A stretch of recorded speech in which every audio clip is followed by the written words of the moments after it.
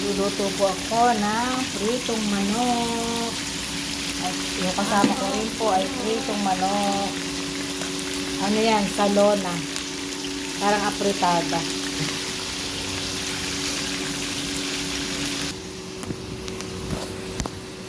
Meron kaming sardinas na may dahon ng talbos. At saka sarsyadong isda. Ang dami naming ulam, parang piyesta, no? Yung pong isda, tira po yun kahapon. Sinarsyado ko lang.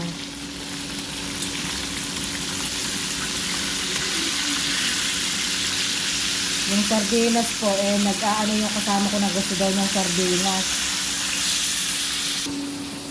Ito po ang aming kusina. Ayan po ang aming mga, meron po kaming isda. Pasensya na po kayo sa aming kusina. Ganyan po kami araw-araw. Laging sabog ang aming kusina.